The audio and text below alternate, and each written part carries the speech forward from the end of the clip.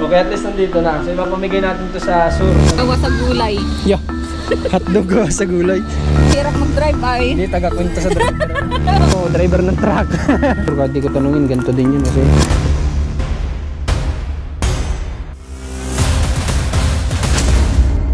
Magandang araw po sa lahat ng mga manonood natin sa ating mga platform sa Facebook, sa ating YouTube channel. Ngayong araw po ay may lakad po kami ni na Commander. Ang Team Marcos po ay may lakad ngayon dahil meron pong mabubuting loob na may pinapaabot dito. At ito daw po ay sabi ni Kuya Paul. So titingnan natin, sama-sama tayong magbiyahe patungo po ng Laguna para sadyain natin itong kung ano man itong pinapadala sa atin na pwede natin ipamigay sa mga kababayan natin na target namin na second mission sa Sur. Yan, bawa sa Albay, ganyan, pwede po tayo mamigay at isa yun sa ipamimigay natin, yung blessing na yun. So kahit na malayo ay sasadyain po namin, babiyahin namin kasi bigyan natin ng halaga o importansya yung mga ganung bagay po na ipinapaabot sa atin, no? Kaya magbabiyahe kami ngayon. Samahan nyo kami. Tingnan natin kung ano yung mga pwede naming magagandang tanawin na maipakita sa inyo.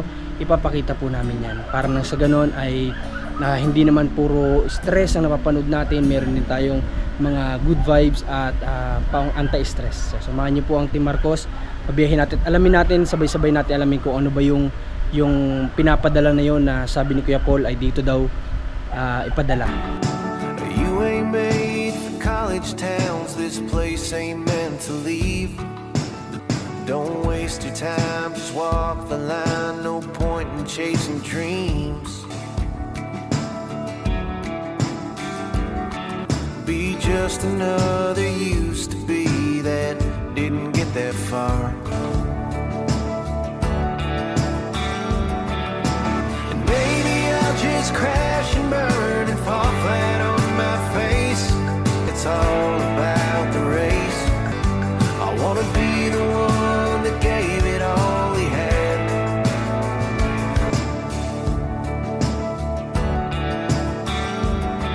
But you'll never see the ocean from a farm in Tennessee. And maybe I'll just crash and burn and fall flat on my face. And I don't wanna be another shoulda, coulda been. Show 'em all when I get back to Neverland. Stop over muna po kami dito sa barangay. Ano nga ito? Tanda mo pa ba kung anong barangay ito? Hindi na. Malapit na sa Santa Basta Elena. parang palabas na po ito ng Santa Elena, yung boundary ng Cam Norte. Nagtigil lang kami kasi bumibili si Rans muna po ng tubig. At kanina nakita nyo sobrang ganda talaga ng tanawin. Ilan pa lang po yun sa mga nadadaanan namin na kaya gustong gusto namin talaga dati magka-drone. Kasi nga sayang naman yung nature na napakaganda na hindi man lang namin maipakita doon sa mga nasa abroad, lalo na alam nyo yun na puro trabaho ang ginagawa araw-araw. Yung parang mamiss man lang ulit nila yung Pilipinas, may pakita namin yung ganda ng Pilipinas. Sobrang ganda talaga dito, kaya nga pala sinasabi ng mga nasa ibang bansa, kagaya ng mga Amerikano, sinasabi nila na napakaganda sa Pilipinas, kaya gustong nila dito bumalik-balik kasi it's more fun in the Philippines talaga. Kasi doon pa lang sa napakita namin kanina na beach, doon ka lang, lalo na mga ibang lahi, napakahilig dyan, kaya talagang sobrang saya na talaga. Kaya ngayon, antayin nyo kami doon sa di ko lang alam kung aabot pa kami doon sa, ano ba yung bitukang manok? Anong tawag doon? Ano? Yung sa Old Zigzag. Old Zigzag. Anong lugar yun? Atimunan. Atimunan yun. Baka may pakita natin ng drone. Mas maganda yun kapag may papakita ng drone. Kasi napapakita namin dati yung mismong dinadaanan lang. Pero tatry natin kung maliwanag pa. Dadating kami doon yung maliwanag pa. May pakita din namin sa inyo mga manonood. At makalipas nga ang halos isang oras na naman na pagbibiyahe namin, ay narating naman namin ang bayan ng Calawag. Dito na po kami mga kababayan sa anong ang lugar to, Rans? Calawag na ito, no? Calawag, at syempre magkakape muna tayo tapos magme-merienda din ng kaunti syempre. Nagmukha na ba sila doon? Saan? Ayun. Ha? Narinig ko. Ano sabi? Punta daw tayo doon, tara. Punta tayo doon. Hindi ko pa kasi mapatay itong sasakyan at ganito daw po yung sasakyan dapat kapag mahaba-haba yung biyahe, hindi daw muna pinapatay. So ayun, pero pinapapasok na tayo ni Commander kasi dun sa loob. Kuha tayo ng ng big bites kasi ito talaga yung Simula pa nung nagtatrabaho ako sa Batangas, ito yung madalas na minsan, ito lang yung gabihan, ganun, ano na, solved na. Kumbaga, ito yung medyo mura kasi na mabibili mo dito sa gantong bilihan na mabubusog ka. Nakuha tayo. Si Rans, for sure, kahit di ko tanungin, ganito din yun kasi magkasama kami na nagtrabaho, puro madalas ganito lang talaga kinakain namin. Kaya kukunan ko na din si Rans.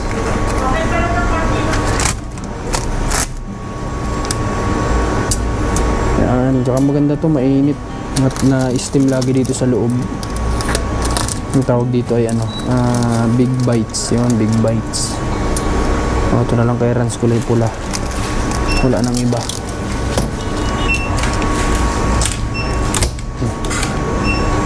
Okay na to, tara.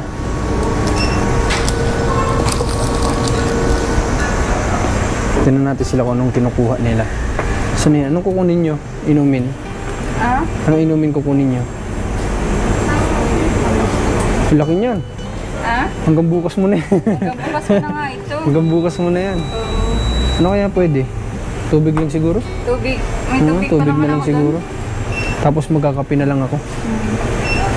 Ako wala akong tubig. Ano May yan? tubig ba ako din? Ba't magkaibang kulay niyan? Ano? Kay Rans yung pula. High blood yung pula eh. Ito kaya Rans sa akin yung putlain. Low blood. Para hindi tayo ma-high blood. Yeah, bigyan mo Tubig lang. Yeah, pampahay blood yan. Anong inumin nyo? Kayo, anong gusto niyo inumin? Yung blue na lang sa akin. Blue. Yun yung blue water. Ano sa'yo? Nakakuha ka sa'yo? Hindi ka magaganto? Hindi. Nalagi. Flavor. Mga lakati kasi. Kahit lychee. Lychee. Yan, masarap yan. Lychee ba ganito? Lychee. Oh, dito may malaking side mirror. Oh, laki na side mirror. Yun gamitin natin sa sasakyan. Kitang-kita natin yung nasa likod. Pati yata paghikab nung nasa likod, kitang-kita dyan. Ama, pinapanalangin po namin sa inyo ang aming kinakain, naway ito inyong basbasan na magsilbi naming lakas sa aming paglalakbay. Maraming salamat po sa lahat ng biyaya na inyong pinagkakalob sa amin. Thanks kay God at nabusog kami ngayong hapon at syempre sobrang excited talaga kami na makita kung ano ba yung pinadala na yun para sa atin na ipamimigay natin. Sobrang excited ako na makita yun at gusto ko din malaman ninyo mamaya kung ano yung reason kung bakit sa atin ipinadala yung mga blessing na yun na ipapamahagi natin, na ayun yung rason kung bakit dito, sa madaling salita, rason kung bakit sa atin po yun ipinadala. Ayan, gusto ko malaman nyo din yung rason kung bakit. Nagpatuloy kami sa aming pagbibiyahe hanggang sa marating naman namin ang bayan ng Atimonan. 2 oras niyata o kulang-kulang 2 oras na po kami nagbabiyahe at ngayon nag-stop over kami dito para ipakita sa inyo yung ganda ng tanawin bago pa lumubog itong araw. Gusto ko maipakita po sa inyo kasi hindi ko alam kung aabutan ko pa yung liwanag kapag dumating po kami sa tinatawag na Old Zigzag. Gusto ko sa inyo ipakita yun, kaso nga lang di ko po alam kung aabot pa kami doon kasi medyo mababa na yung araw, sigurado maya-maya madilim na to. Kaya dito ko na ipapakita sa inyo yung ganda din itong tanawin na to na kadalasan dito naghihinto ang mga truck. Kagaya po niyan, mga trucking. Tapos doon may mga trucking, ito, driver ng truck. Driver ng truck. So ayun, papakita namin sa inyo yung ganda nitong paligid na to. Bago ko pakita sa inyo yung taas, papakita ko muna sa inyo itong baba.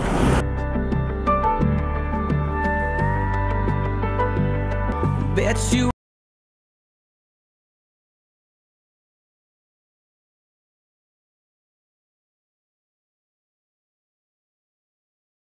if you'd ever let me, I'd change your autograph so everybody knew that I'm the lucky one. Sun going down, edge of town, one knee.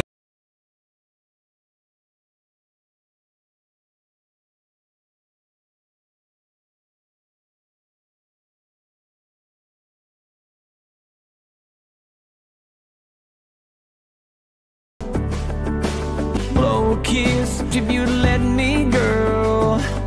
I'd put my name on you, that I'm the lucky one with heaven on my arm. Girl, let me, I'd change your autograph, and I'd put a big gold ring in your left, that I'm the lucky one. Pagod na?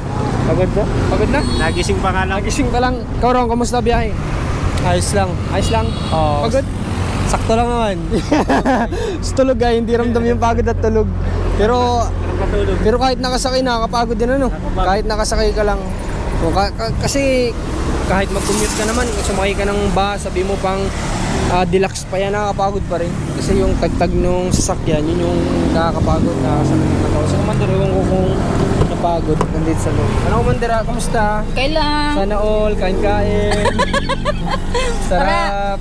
Para di antugin. Parang diyan to, ba't ikaw ba nagdadrive? Mahirap mag-drive ay. Hindi, taga-kwento sa driver ano. Kahit baga po yung parang ano, yung hindi naman naisipan na topic ay sasabihin na lang para lang may mapagkwentuhan. Sige, magbabiyahe na po kami at para hindi tayo abutin ng anong oras sa daan para makapahinga kagad kami sa Candelaria ng siguro mga 8 PM naman nandoon na po kami. Ano yun, Rans? Ano yun? Ha? Hotdog? Ito na kuya yung hotdog ko kuya? Sabi ni kuya nasa iyo yun. Mahirap siya luto yung hotdog mo. Kain muna tayo. Sa akin to, Rans? Yung fishbowl pa isa. Yung fishbowl na. Okay. Ganda dito oh. Stop over ng Kalawag dito ng Old Sigsag kaso medyo madilim na kaya tama-tama yung decision ko kanina na ipakita na kanina yung view doon kasi hindi na dito may papakita kasi medyo madilim na siya oh. Pero ang ganda dito. Sarap Ron? Sarap? Panalo no? Nagbigay ka mo ng 50. Ilang buwan ka na dito kuya nagtitinda? Lagi kami dito dumadaan eh. October ka nagsimula? Malakas kuya no? Hindi naman lagi. Pag yung weekend, Sunday medyo. Ibig sabihin parang pabago-bago din talaga no? Hindi stable na laging marami, ganun. Ay ito pang Sigsag, ito yung rainforest. Oo nga no. Pag konting umulan, yung mga Saan pa kayo galing? sa bayan pa. Bayan pa. Grabe layo ah. Mahirap dito pag naulan kasi Pag naulan. ba yung mga nasakyan. Ayo. Iniisip. Dire-diretso sila ano? Hindi, magkakaputik yung sakyan nila. Ayo, tama.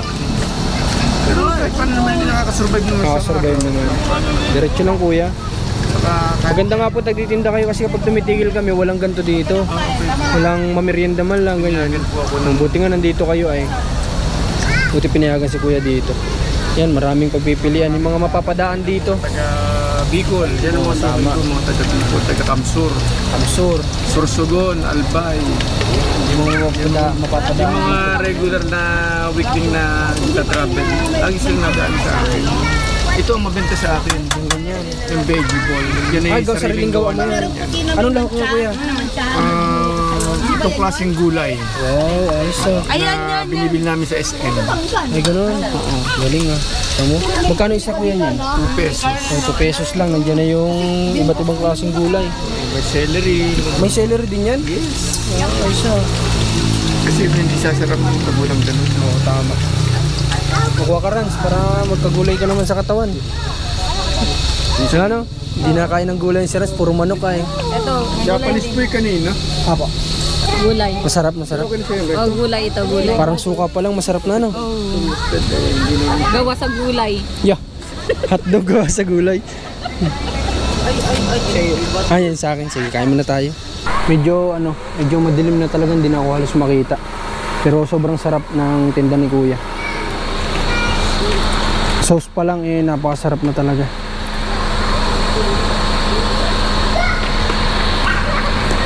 Update lang tayo, dito na po kami ngayon sa bahay sa Candelaria. At pagdating namin din ako nakapag-vlog.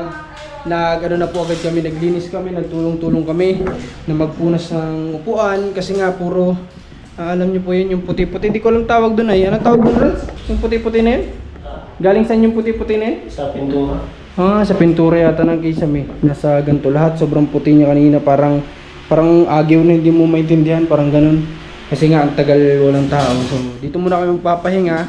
Tapos by tomorrow morning po, didiretso kami sa Laguna. Doon na natin kukunin yung mga padala para sa ipamimigay. Siguro bukas ko lang din sasabihin yung reason kung bakit dito sa atin yun pinadala. Kagaya nga ng kanina ko pa sinasabi na nagtataka din kami bakit dito pa sa amin pinadala yung mga packages na yun. O, sabihin ko na yung mga packages na yun, bakit dito sa amin pinadala ni Kuya Paul. So yun, mamaya kakain lang kami tapos papahinga. Then bukas na tayo magkita-kita ulit.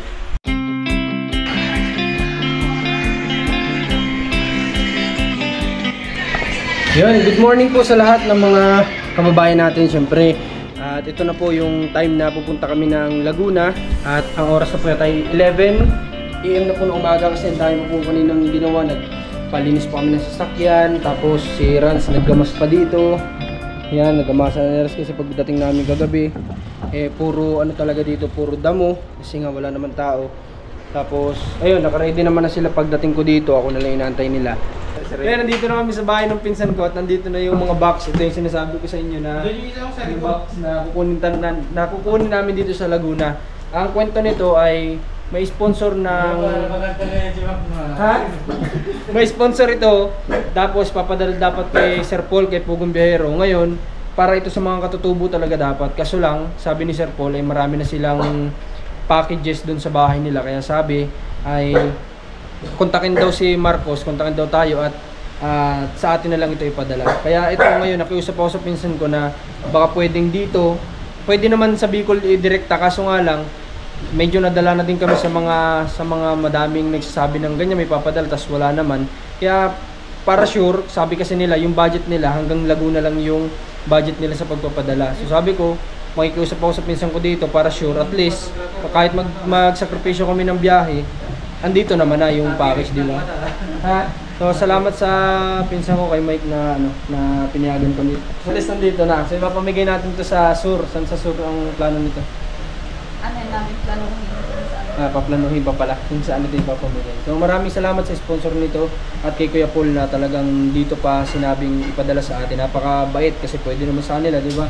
Pero sabi dito na lang ipadala. Kaya salamat kay Kuya Paul. So ayun, pinaghanda pa kami ng pagkain dito. Sino nagluto nito, Kamay? Ikaw? Wow, masarap ito magluto. Pag sa adobo, panalo to. Sarap nito. Kain tayo! Yo, kunwari pa ito mga ito. Sige na, kain na. Hindi, sakto lang. Diet naman yung mga yan. Halata ba sa katawan? Kain na tayo, Mike. Rans, kain tayo, Mike ka. Mike. Kain tayo, salamat sa foods. I-prepare ni Kuya Mike. Grabe, sarap. Okay, kain muna tayo. Ano lang po?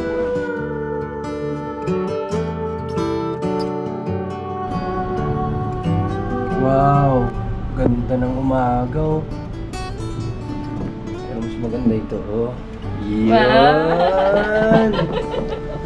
Yung good morning sa lahat at gising lang namin. Hindi na po kami nakapag-vlog kahapon kasi nga po sobrang pagod na din namin sa biyahe. Tapos ginabi na, hindi lang pala gabi, inabot kami ng madaling araw sa daan. Dumating kami dito mag-aalas 2 na madaling araw. Tapos hindi pa rin kami makapaniwala sa mga pangyayari na ganito na lang din po kasi kami magpahalaga sa mga bagay-bagay na binibigay sa atin para sa mga kababayan natin. Kagaya nito mga boxes na to na hindi namin inasahan na pagdating na para dapat ka na Sir Paul para sa mga katutubo, para sa kanila, pangtulong nila. Pero hindi pa rin namin maisip na sa atin pa rin ipinagkatiwala yung mga boxes na ito na dapat ipamimigay ito ni Kuya Paul nga doon. Pero sinabi niya na sa atin na lang ibigay para maibigay din naman natin sa mga kababayan sa Kapalongga. Hindi kayo makapaniwala na ganun kami pinagkakatiwalaan ni Kuya Paul na unang-una kala Harling ka na Joy Joy, yung pagpapadala niya sa atin ng mga blessing niya para sa magkapatid, pinapadaan niya sa atin na pinagkakatiwalaan niya tayo. Pati na rin itong mga bagay na to na dapat pwede naman niyang ipamigay pero pinagkatiwala niya rin sa atin para may pamigay natin sa Bicol. At salamat sa nagpadala nito kay ma'am, hindi ko lang maalala yung pangalan. Maraming salamat kung alam niyo naman na po na ito ay galing sa inyo. Pero pag ito bubuksan namin para makita namin kung ano ipapamigay namin o dun mismo namin bubuksan sa location, ay babanggitin ko po lahat kasi parang may mga sulat yata sa loob. Banggitin ko po kayo lahat doon para bilang papasasalamat po sa effort ninyo na i-ready itong mga boxes na ito para ipangtulong. Kaya maraming salamat sa inyo. At syempre ang team namin, ganito din namin pinapahalagahan nga yung mga ganitong pagkakataon po. Kahit na magbiyahe kami ng malayo, kahit mapagod kami sa biyahe, Basta ganito mga bagay na pangtulong at may mga tao nag-effort para sa ganitong bagay, lalaanan din po namin ng effort ito. Kaya nakita niyo naman, wala akong vlog ng 2 araw kasi nga nandito kami, inaasikaso namin ito at gusto din naman naming ibalik yung sipag naman para sa effort nila na binigay para sa mga ganitong pangtulong. Kaya yun, maraming salamat po sa lahat ng sumusuporta. Ngayong araw pabalik na rin kami ng Bicol. Bali magto 2 days na kasi. So 2 days or 3 days pabalik na rin kami para mabisita natin yung mga beneficiary at makahanap na ulit kami ng mga panibagong tutulungan namin kasi mag-i-scout na kami ulit pagbalik. Lilibutin na ulit namin yung mga bayan na barangay o bayan na hindi pa namin napupuntahan at paplanuhin namin na mabuti yung mission sa sur para mas maganda po talagang mapag-isipan kung saan yung location na talagang nangangailangan ng tulong natin. Maraming salamat po muli, Marcos TV Channel, Commander na Marcos, Trans TV. Suportahan niyo po ang team namin. Sana lagi kayo nandyan. Maraming salamat po. God bless po sa lahat.